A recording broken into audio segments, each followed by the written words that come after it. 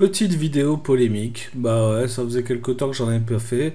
Et puis j'ai eu un commentaire de merde là sur ma dernière vidéo sur Mélenchon. Alors tu vois, j'ai fait un effort pour toi qui me regarde, tu vois, j'ai viré ma casquette.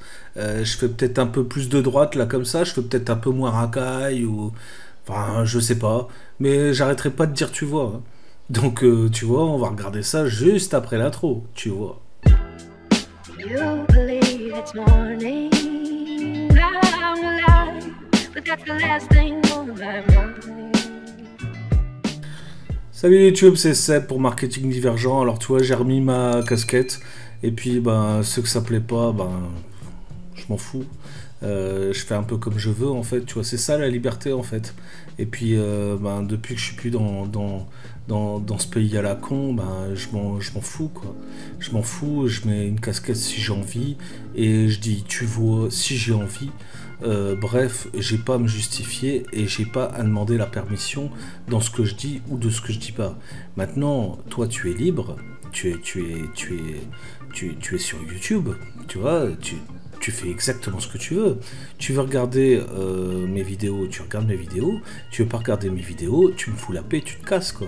C'est pas la peine d'aller lâcher un commentaire de merde en m'affichant, tu vois, tes propos de néo-nazi pour que moi je change. Non, je vais pas devenir facho du jour au lendemain. Et c'est pas parce que je m'intéresse à Baptiste Marché qui pour moi est un mec respectable de droite. Alors peut-être qu'il aime pas trop, tu vois, l'immigration, ouais, soit. Moi, je veux dire sincèrement, l'immigration telle qu'elle existe en France, je l'aime pas trop non plus. Il n'empêche que je n'ai absolument rien contre les gens de couleur, les gens d'une culture différente. Et je suis moi-même expatrié dans un pays qui n'est pas le mien, avec une religion différente de la mienne. Et pourtant, voilà, je m'adapte très bien, j'ai aucun problème. Je me fais pas montrer du doigt à droite à gauche. Pourtant, tu vois, je suis tatoué, tu vois, hein, voilà, tu vois. Alors si ça, tu vois, c'est être une racaille de quartier. Je crois qu'il y a un moment, t'es jamais allé dans un quartier, gros. Voilà, c'est ça la vérité en fait. Donc bon, je ferme la parenthèse. Je vais essayer de limiter les tu vois, mais c'est un truc que j'ai repris, un vieux tic de nordiste que j'ai repris depuis que j'ai récupéré 100% de ma liberté. Alors qu'est-ce que tu veux que je te dise? Moi-même, quand je m'écoute, je me dis, tu ferais mieux de limiter les tu vois. Mais en fait, quand les Américains te disent you know tous les 3 secondes, ou les Anglais he need, ou je sais pas quelle autre dans quelle autre langue ils disent tu vois, ça pose aucun problème. Alors soit parce que t'es complètement con et que tu comprends que dalle, ça à la limite je peux comprendre, parce que si on devait mettre un point rouge sur le nombre de cons qu'il y a dans ce putain de pays, bah, ça serait un putain de champ de coquelicots. Alors crois-moi, tu dois faire partie de cela. Soit rien en fait, soit je m'en fous en fait. Donc bah je le dis quand même, parce que j'ai envie de le dire, et puis c'est tout. Et ça te plaît, bah tu regardes, si ça te plaît pas, tu regardes pas. Voilà, c'est aussi simple que ça, tu vois. Hein, une petite croix en haut, là, tu fermes et tu te casses, voilà, c'est tout. Et puis tu me bannes de ta vie, quoi, tu vois, c'est aussi simple que ça. Mais moi, je vais pas arrêter d'être heureux, d'être comme je suis, et avec une casquette ou pas sur la tête, d'abandonner le hip-hop qui est la moitié de ma vie, tout ça parce que toi, t'as dit que moi, je fais pas assez français. J'ai envie de te dire tout un tas de saloperies, la vérité. Mais en fait, je vais pas me rabaisser à ça. Je vais plutôt regarder une vidéo avec toi, si tu veux bien, qui te montre ce qu'est la France. Et ce pourquoi je me suis barré de ce pays. Voilà. Et là, on va parler de choses sérieuses. Alors, on se retrouve sur mon écran où, tu vois, je t'ai trouvé une petite vidéo sur Mélenchon, hein, tu vas pas changer le sujet, hein, voilà. Donc c'est lui qui fait polémique en France, il traite tout le monde de complotiste, donc ok. Alors la dernière fois c'était Papacito, là maintenant c'est le complot national pour les élections. Soi-disant, enfin d'après Mélenchon bien sûr, enfin il l'a dit mais il l'a pas dit, hein.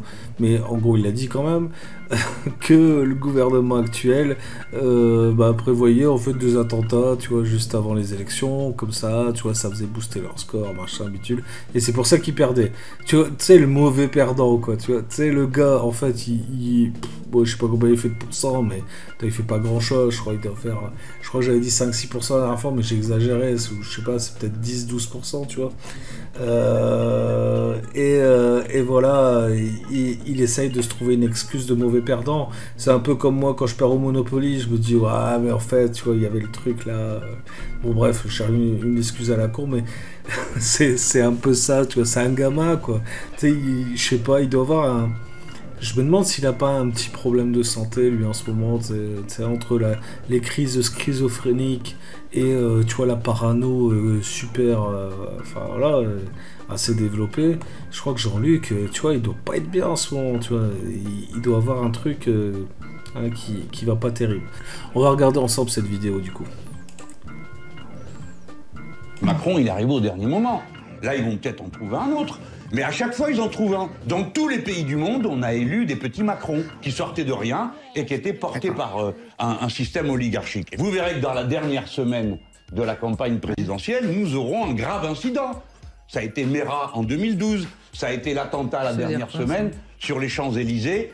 Vous vous rappelez de tout ça? C'était la dernière semaine. Donc tout ça, c'est écrit d'avance. Nous aurons le petit personnage sorti du chapeau, nous aurons l'événement gravissime qui va une fois de plus permettre de montrer du doigt les musulmans et d'inventer une guerre civile. Voilà. Ali Badou, Donc là, il n'a pas dit que le gouvernement organisait quoi que ce soit et que tout ça c'était un complot. Ouais, bien sûr. C'est exactement ce qu'il vient de dire. Hein. Mais bon, d'après, tu vois, comment elle s'appelle, Raquel Garrido, qu'on va voir juste après, il a rien dit de mal, hein, il a rien dit d'exceptionnel. Donc voyons ce qu'elle a à dire, cette Garrido. Oui, moi c'est Ali Badou, c'est pas possible, faut le réveiller un moment, secouez-le. S'il est pas choqué, c'est parce qu'il est juste pas choqué, parce qu'il n'y a pas de quoi être choqué. Vous voulez que je vous dise vous voulez que je vous dise, Raquel, ça a desservi Jean-Luc Mélenchon qui ne le relance pas. S'il avait relancé, peut-être qu'il aurait pu préciser son propos. Peut-être bien, mais ce qui est présenté là par Jean-Luc Mélenchon a déjà été présenté sur l'antenne de France Info par des chercheurs. Voilà, donc il y a vraiment pas de nouveauté et c'est tout à fait normal que tous les représentants de la presse qui sont là le voient. Alors, Elisabeth. Non mais moi... Donc il aurait le droit de le dire parce que il y a des scientifiques ou enfin voilà qui l'auraient dit avant lui. Comment te dire là? C'est du n'importe quoi. C'est quoi ce pays? C'est quoi? Moi je comprends pas. C'est quoi cet enfer? Voyons la suite.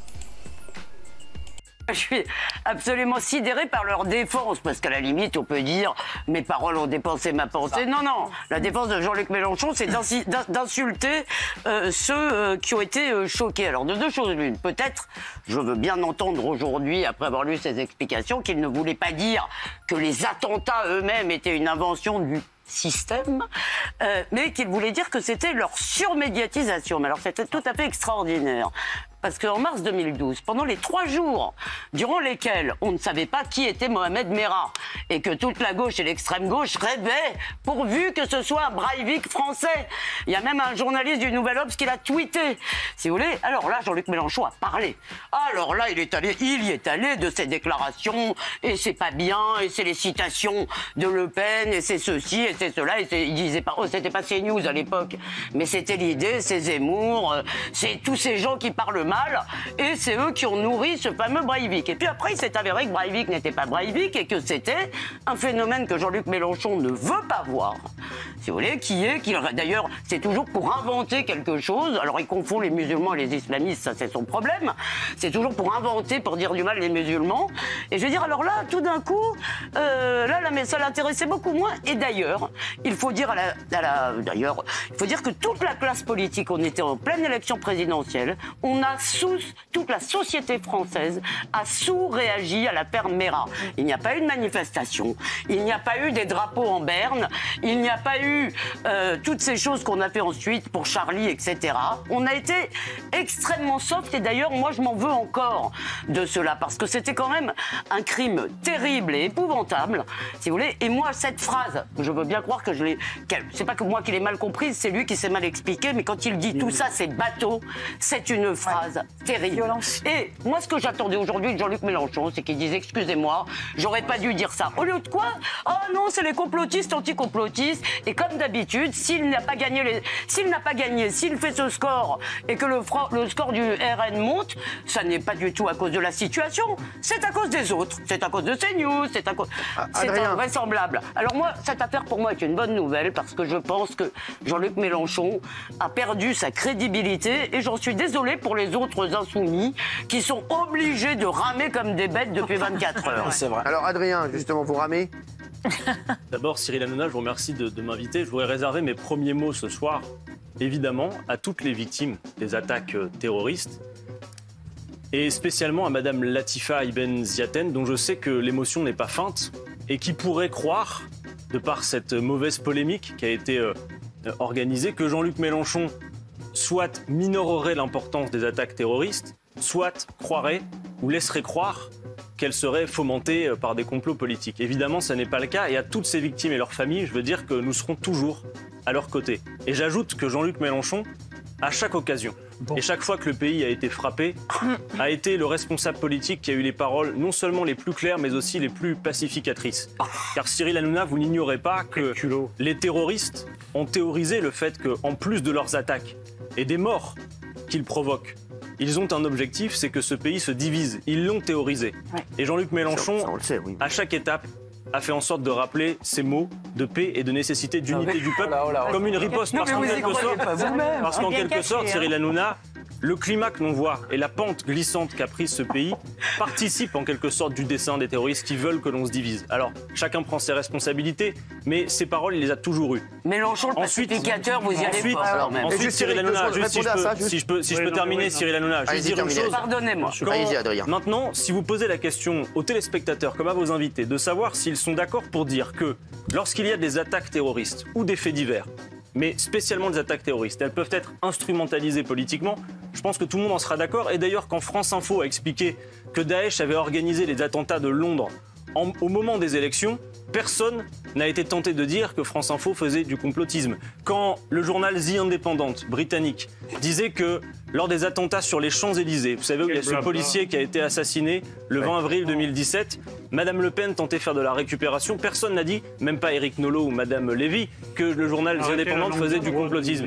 Donc si vous voulez, une nouvelle fois, parce qu'il y a notamment une question qu'on veut toujours éviter, qui est la question que Jean-Luc Mélenchon a évoquée pendant 45 minutes dans cette émission dont il ne reste que 30 secondes aujourd'hui. La question sociale. Eh bien, on a une nouvelle fois une polémique qui est organisée. Et j'ajoute, et j'achève, Cyril, en vous disant qu'il est quand même assez préoccupant de voir que le jour où dans ce pays, il y a un homme d'extrême droite qui a mis en scène dans une vidéo l'exécution d'un militant politique. Comme ça, c'est un contre-feu. Sous une forme. Alors, vous parlez de contre-feu, mais moi personnellement, alors ça n'inquiète pas.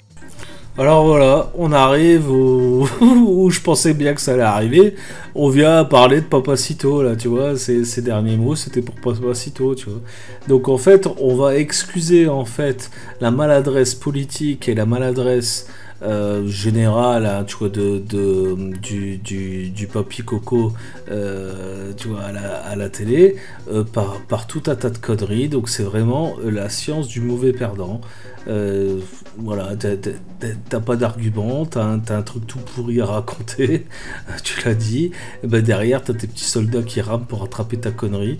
Mais c'est quoi ce monde, c'est quoi ce truc, c'est je sais pas, un espèce de combat de faibles là, sur un plateau de guignol, et c'est ça la France, quoi, c'est ça, c'est devenu ça, c'est tout ce qui en reste en fait. Donc moi j'ai une solution, tu vois, si t'en as marre de voir ces conneries là, parce que moi je les vois plus que sur internet, hein. J'ai arrêté maintenant, j'ai demandé à mes enfants d'arrêter de regarder la télé française, si possible, dans la...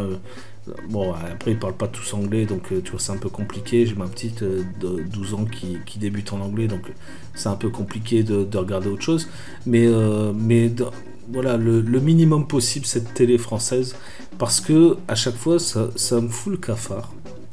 Donc en gros, il regarde quand je suis pas là, tu vois, on se crède, tu vois, à regarder la télé française. Le vieux il est pas là, c'est bon, on peut regarder. Parce que bah, c'est tout le temps ça, c'est tout le temps la même chose. Et aujourd'hui, bon, je te parle de Mélenchon, mais je pourrais te parler de Macron, je pourrais te parler d'un autre. Hein. Je m'acharne pas spécialement sur Mélenchon, je m'en fous. Mais c'est toujours la même chose. Et là, tu vois, entre eux, là, tu vois, ils sont tous là sur tout le plateau. Il y a que des gars de gauche. Hein. Ils sont tous, c'est gaucho contre gaucho. Hein. Mais ils sont pas d'accord. Ils sont pas d'accord. C'est à celui qui va surenchérir la plus grosse connerie. T'as un mec comme Nolo qui est quand même très très gaucho. Gaucho, tu sais, c'est un 68 art le mec, tu vois c'est le gaucho hippie, machin, bidule. Bon, lui, apparemment, il a laissé tomber le bédo, tu vois, et il s'est mis à l'écriture, mais ça revient un peu au même, tu vois, c'est les philosophes, tu vois, des années 80-90. Et donc, il n'y en a pas un qui est d'accord l'un avec l'autre. Et par contre, ils sont à peu près tous d'accord pour dire que, c'est pas bien. Hein, c'est pas bien. C'est pas bien. Parce que le Mera, là, qu'est-ce qu'il a fait? Il a buté, en fait, un soldat.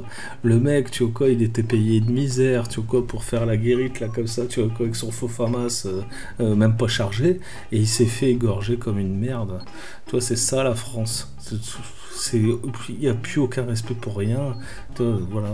Donc tout part à volo, tout part en couille. Alors le truc qu'il faut faire, c'est de te barrer, quoi. C'est de te barrer. Moi je peux rien te dire d'autre. C'est ce que j'ai fait il y a 6 ans, je te jure, je regrette pas. Et à chaque fois que je vois des trucs comme ça, ça me renforce dans mon idée. Donc j'ai une solution pour toi. Tu vois, une solution pas chère. Ouais, c'est gratos. Donc ça peut pas faire moins que gratos. Tu peux rejoindre mon forum si tu veux, le cercle privé des entrepreneurs. Ça s'appelle le cercle privé. C'est 100% privé. Alors on n'accepte pas n'importe qui, il faut pas rêver, hein, tu vois, si t'es... Bon voilà, si tu fais partie de cette brochette de gagnants, là, forcément on va pas t'accepter, hein, tu vois, tu t'en doutes. Mais on accepte les gens voilà, qui respectent nos valeurs. Et nos valeurs sont simples, c'est courage, honneur et prospérité. Donc tu vois, t'as du courage, tu veux bosser, t'es le bienvenu. T'as de l'honneur, c'est-à-dire que tu vas pas aller faire la langue de pute ou trahir ton putain de collaborateur, et tu peux venir. Et t'as envie de gagner du fric, tu vois, t'es prospère, tu vois, tu crois en la prospérité, et tu veux te faire ta propre retraite, tu vois, t'es le bienvenu. On va te partager nos savoirs, nos connaissances, nos compétences, pour faire du business online et pour faire grimper ton business, tu vois, pour scaler. Et toi-même, tu vas pouvoir partager tes connaissances et ensemble, on sera plus fort parce que ensemble, on est plus fort, c'est tout. Donc, il faut se réunir. On est arrivé dans un monde où l'individualisme ne paye plus, hein, c'est-à-dire que de rester tout seul. Moi, je m'en aperçois, hein, je suis tout seul dans un pays étranger. Tu vois, ici, je déteste fréquenter les Français. Hein, tu vois, je les fréquente pas. Moi, je les fuis comme la peste. Hein, donc, moi, on me dit je suis français, je parle en flamand.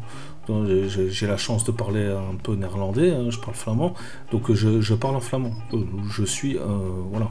Et en plus de ça, avec mon look, tout le monde il me prend pour un amerloc ici, alors il me parle en anglais. Donc je réponds en anglais, tu vois, je suis bilingue, ça va. Tu vois, j'ai pas de problème en fait. Personne qui me prend trop pour un français, quoi. Bon, ils savent que je suis français, mais bon, ils cherchent pas trop, quoi. Et du coup, les Français, en fait, comme le français type ne parle aucune langue, hein, en gros, le français ne parle que français, c'est bien connu. Voilà, je l'ai vite paumé en fait. Moi il me parle en français, je lui réponds en anglais ou en néerlandais, et puis comme ça il me casse pas les couilles. Et puis du coup il n'y a plus rien à me dire, et puis il me fout la paix, quoi. Donc voilà, c'est un peu pas trop sur ça que je voulais dire, mais je voulais parler, mais c'était juste pour te dire que moi, la France telle qu'elle existe aujourd'hui, j'en veux plus.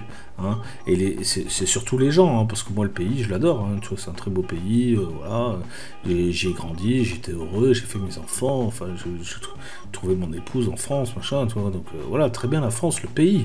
Enfin, les gens qui sont restés là-dedans, moi, je peux plus. Je peux plus. J'ai l'impression que je suis dans une secte. Tu vois, un truc où t'es plus libre de penser, t'es plus libre de te déplacer, t'es plus libre de... T'es libre de quoi en fait en France? Liberté, égalité, fraternité.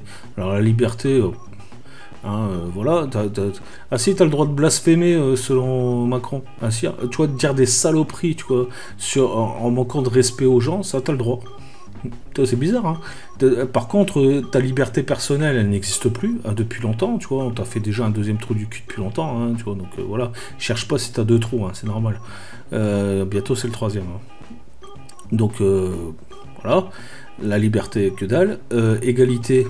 Ça n'a jamais existé, c'est des conneries. Alors, moi je crois en l'équité, tu vois, équité homme-femme, l'égalité, faut arrêter de dire des conneries. Aujourd'hui t'as des femmes qui se prennent pour des hommes et des hommes qui se prennent pour des femmes. Non mais on va où? On va où? Et puis maintenant il y a le no-genre. No-genre. Ça veut dire quoi no-genre? No-genre.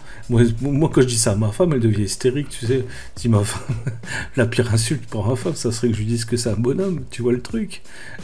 Et moi, tu me dis que je suis une femme, et je deviens ouf aussi. Enfin bref, c'est n'importe quoi. Alors les orientations sexuelles, je t'en parle même pas, mais je m'en fous. Hein. Et ils autorisent la PMA maintenant en France. Non mais, oh, tu vois, pour les lesbiennes, s'il te plaît, quoi, s'il te plaît. Maintenant, t'as des petits garçons qui auront 2 mamans, hein, des petites filles qui auront 2 mamans. Mais tout ça, c'est ok. C'est ok. Et c'est ça qu'ils appellent égalité. Non, c'est pas égalité, ça. Ça, c'est déviance bizarre. Hein, c'est un truc de secte. C'est pas l'égalité, ça. Et puis, fraternité. Bon, alors là, s'il te plaît, tu vois. La France, c'est le pays où on te plante un couteau dans le dos à chaque fois que tu tournes les baskets. Voilà, c'est comme ça que ça marche. Il y a des balances à tous les coins de rue. T'as toujours une vieille en face de chez toi qui va surveiller à quelle heure tu rentres, à quelle heure tu sors. Alors moi j'ai eu le coup hein, plusieurs fois. Hein. J'allais taper à son carreau, moi. Du coup, c'est cardiaque la meuf. Mais voilà, t'as ton voisin qui va baver sur ta gueule parce que t'as plus de réussite que lui, alors vas-y que ça blablate là, tu vois, dans ton dos. Alors t'es forcément un escroc. De toute façon, dès que t'es entrepreneur en France, t'es un escroc. Hein, voilà, ça faut te le dire. Hein. D'ailleurs, aux yeux de ma famille, je suis un escroc, hein, je te le dis. Hein. Et pourtant, tu vois, on a à peu près tous à faire, tu vois, plus ou moins du business. Mais les autres, en fait, ils gagnent pas de thunes, si tu veux. Donc comme moi, bah, je gagne du fric, bah, je suis un escroc. Logique, hein, logique, voilà. Mais par contre, toutes les heures où je travaille, tu vois, donc eux ils ronquent, ou ils vont en vacances, ou ils font je sais pas quoi, ça compte pas, quoi. Ça compte pas. Ça compte pas. La plupart du temps, en fait, quand eux ils vont se coucher, moi je suis encore là en train de bosser. Quand ils se réveillent, ben moi je suis toujours en train de bosser. Mais ça compte pas non plus. Tu vois, ça leur parle pas, tu vois, ils comprennent pas. Donc bon, je m'en fous, hein. De toute façon, je vis pas avec eux, je m'en branle.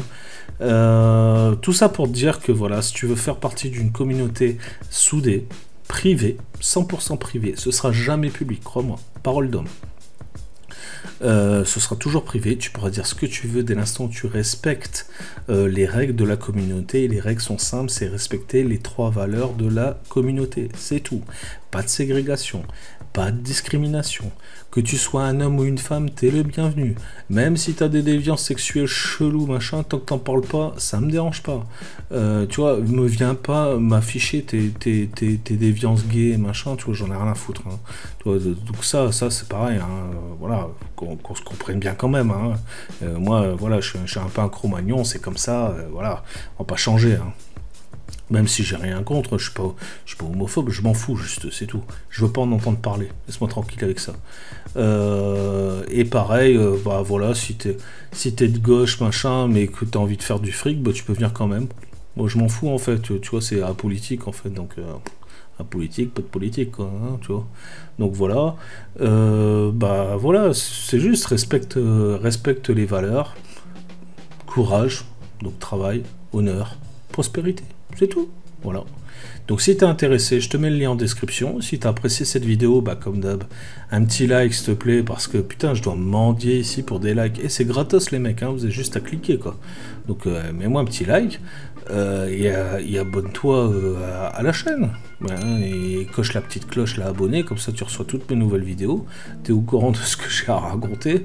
Et si t'aimes pas, bah tu zappes. Tu vois, mais au moins tu reçois mes notifs. Donc voilà, retrouve tous mes liens en description et comme d'habitude, je te mets quelques petits cadeaux, c'est de bon cœur, tu vois, il n'y a pas de problème. Amuse-toi bien. Vis ta liberté, c'est le plus important. Et puis, ben, pour la liberté, tu sais, le meilleur moyen, le meilleur carburant pour la liberté, ben, c'est le pognon. Voilà. Et c'est pour ça que je dis à tout le monde de gagner du fric. Soyez heureux, tchuss, ciao, c'était Seb.